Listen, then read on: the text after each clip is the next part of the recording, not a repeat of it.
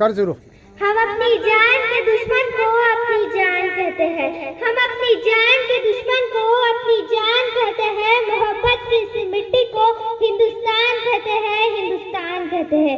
जो ये आंखों में दिखाई दे उसे कहते हैं खामोशी, जो ये आंखों में दिखाई दे उसे कहते हैं खामोशी। जो ये दुनिया में सुनाई दे उसे तूफान कहते हैं। जो ये दीवार का सुराग है साहब, जो ये दीवार का सुराग है, चाइना अमेरिका पाकिस्तान साजिशों का हिस्सा है, मगर हम इसे अपने घर का रोशनदान कहते हैं, अपने घर का रोशनदान कहते हैं। परम सम्मानीय गाँव वासियों, सभा में उपस्थित सभी गणमान्य व्यक्ति, मैं पूर्वा विलास गांगरे देश प्रेम और राष्ट्र निर्माण के उपलक्ष्य पर अपने कुछ विचार आप सभी के साथ साझा करना चाहूंगी। आजादी, आजादी का असली मतलब वही समझ सकता है जिसने कभी गुलामी सही हो। हम सौभाग्यशाली हैं कि हमने स्वतंत्र भारत में जन्म लिया। यूं तो आजादी की लौ 1957 में जल चुकी थी, जो वर्षाल बनकर 1947 में हमारे देश को आजाद कराई।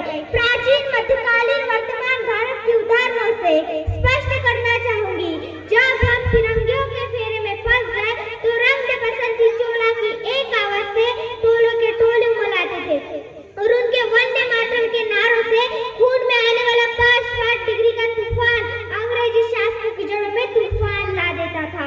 लोग मर जाते थे, मिट जाते थे, फांसी चढ़ जाते थे, फिर भी वह अपनी देशभक्ति साबित कर रहे होते थे, क्योंकि यह उस दौर के देशभक्ति की कसौटी थी।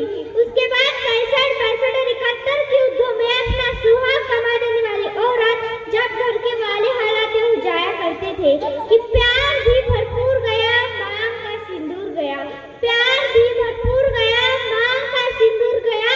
नन्हे नन्हे निहालों की लंगोटियां चली गई, छोटी छोटी बेटियों की चोटियां चली गई, बाप की कमाई गई, भाई की पढ़ाई गई। ऐसा एक विस्फोट हुआ, पता ही चला नहीं, पूरे जिस्म की कई बोटियां चली गई, पूरे जिस्म की कई बोटियां चली गई। और आपके लिए तो एक आदमी मरा है साहब, किंतु मेरे घर की तो रोटियां चली गई, मेरे घर की तो रोटियां चली गई। वाले हालात पैदा हो जाने के बावजूद एक माँ अपने बेटे को सरहद पर दुश्मनों की धज्जियां उड़ाने के लिए भेज देती थी और उसे पत्र लिखा करती थी कि अम्मा ने खत लिखा है बड़ी ही चाव से, पुत्र मेरे ना घबरा जाना, एक इंच भी पीछे ना हटना, चाहे इंच इंच कट जाना, चाहे इंच इंच कट जाना। इस तरह अपना पूरा परिवार अपने देशभक्ति साबित कर रहा होता था। तब देश बलिदान मांगता था, तब देश मर जाने को कहता था, मिट जाने को कहता था, फांसी चढ़ जाने को कहता था। किंतु आज देश मर जाने को नहीं कहता, आज देश मर जाने को, मिट जाने को, फांसी चढ़ जाने को नहीं कहता। यदि मेरे विचारों से अगर कोई व्यक्ति अपना काम पूरी ईमानदारी, पूरी मेहनत और पूरी लगन से करे तो वही सबसे बड़ा देशभक्त है। मैं नहीं मानती फेसबुक व्हाट्सएप के डीपी को 3 रंग में रखना पूरी देशभक्ति है, तो मैं पूछना चाहूंगी, साल में 2 बार हाथ में तिरंगा ले लेना पूरी देशभक्ति है, तो फुटपाथ पर रहने वाला बच्चा ट्रैफिक की छांव में नंगे पांव में जब तिरंगा बेच रहा होता है तो क्या आप उसे उसकी देशभक्ति कहेंगे? कि उसकी देशभक्ति नहीं, उसके पेट के भूख की शक्ति है जो उसे ऐसा करने पर मजबूर कर रही है। क्योंकि न मस्जिद को जानते हैं न शिवालों को जानते हैं, न मस्जिद को जानते हैं न शिवालों को जानते हैं। जो पेट के भूखे होते हैं ना, वो सिर्फ भोजन गिरने वालों को जानते हैं, वो सिर्फ भोजन गिरने वालों को जानते हैं। अपने समाज, अपने परिवार, अपने देश के लिए समर्पण का भाव है देशभक्ति। और हर देशद्रोही के जीवन में आने वाला तूफान है हमारी सच्ची देशभक्ति, ताकि हर देशद्रोही समझ सके अगर तो परिंदा है तो आसमान तेरा है, अगर तो दरिंदा है तो शमशान तेरी है। भाईचारे से रहना तो रहे जमीन पर, वरना एक कब्र भी तेरी है और एक कब्रिस्तान तेरा है, और एक कब्रिस्तान तेरा है। लेकिन एक देशभक्ति से ज्यादा सच्ची देशभक्ति तब दाखिल होती है जब एक बेटा अपने बूढ़े माँ बाप को वृद्धाश्रम की चौखट पर छोड़ाता है। करा उठते हैं वो देशभक्ति जब मुसीबत में फंसे लोगों की जान बचाने से ज्यादा हम सेल्फी लेकर अपने लाइक बढ़ाने में लगे रहते हैं। आज के इस दौर पर वो युवा जिनके ऊपर जिम्मेदारी थी अपने समाज, अपने राष्ट्र की आशाओं को बांधे रखने की, आज वही युवा 4x4 की छोटी सी स्क्रीन पर अपनी कोमल उंगलियों के घर्षण मात्र से अपने भावना की इमोजी भेज रहा है। 4 बोतल वोदका काम मेरा रोज का ने भारत का भविष्य तबाह कर रखा है। हम नए समाज में जीते हैं।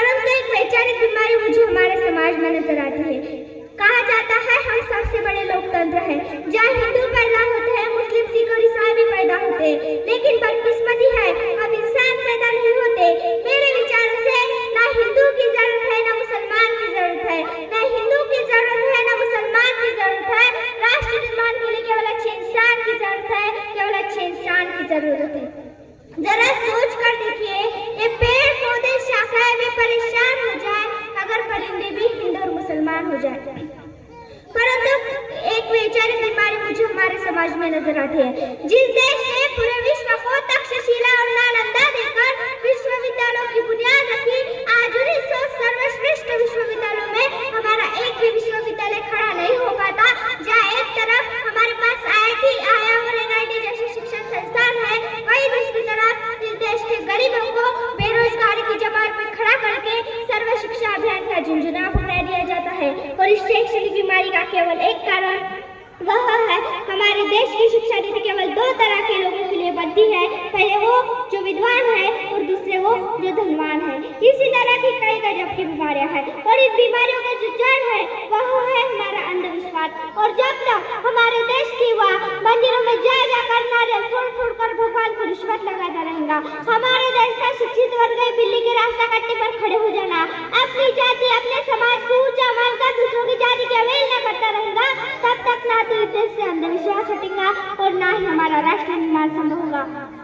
हमारी संस्कृति, हमारी सभ्यता को दुनिया ने शीश नवाया है, तो क्यों आस्था के नाम पर हमने अंधविश्वास फैलाया है? असल मायने में हमारा राष्ट्र निर्माण तब संभव होगा जब इस देश में महिलाओं की पूजा नहीं उनका इज्जत की जाएंगी।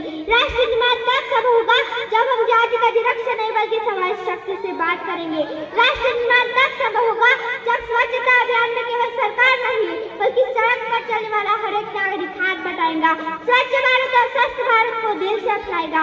असल मायने में हमारा राष्ट्र निर्माण तब तक संभव होगा जब एक गरीब बच्चा मतदान भोजन के लिए नहीं बल्कि ज्ञानार्जन के लिए सरकारी स्कूल की चौखट पर कदम रखेगा।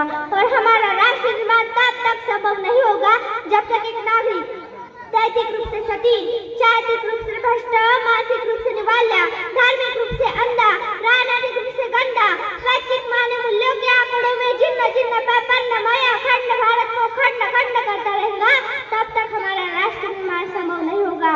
बड़ी बड़ी बातें नहीं, छोटी छोटी कोशिशें करनी होगी, क्योंकि ठोकर हमें पहाड़ों से नहीं पत्थरों से लगा करती है। I think an Indian, I think a student, I think a rock mother, I salute India। और मैं सल्यूट करना चाहूंगी रास्ते में हमारी रक्षा के लिए खड़े हुए जवान को, इस देश की पुलिस, प्रशासन और किसान को और हर उस व्यक्ति को जो अपना काम पूरी ईमानदारी, पूरी मेहनत और पूरी लगन से करता है, जिनके बिना राष्ट्र निर्माण की अवहेलना करना भी असंभव सा लगता है। और आज इस मंच पर पूरी जिम्मेदारी के साथ मैं भारत की बेटी एक कहती हूँ, जब तक आप हम सब मिलकर प्रयास करेंगे, क्योंकि हमारे देश की जिम्मेदारी ने हमें आगे ले जाने की, हमारी जिम्मेदारी अपने देश को आगे ले जाने की, अपने राष्ट्र को आगे ले जाने की, अपने वतन को आगे ले जाने की। तो अंत में मैं बस इतना ही कहूंगी, मेरा हिंदुस्तान महान था, महान है, महान रहेगा। मेरा हिंदुस्तान महान था, महान है, महान रहेगा। होगा हौसला सबके दिलों में बुलंद, तो एक दिन पाकिस्तान भी जय हिंद कहेगा। पाकिस्तान क्यों, सारा जहां जय हिंद कहेगा, क्योंकि सारे जहां से अच्छा हिंदुस्ता हमारा, सारे जहां से अच्छा हिंदुस्ता हमारा। हम बुले बुले है इसके गुलिस्तान हमारा, ये गुलिस्तान हमारा। जय हिंद, वंदे मातरम।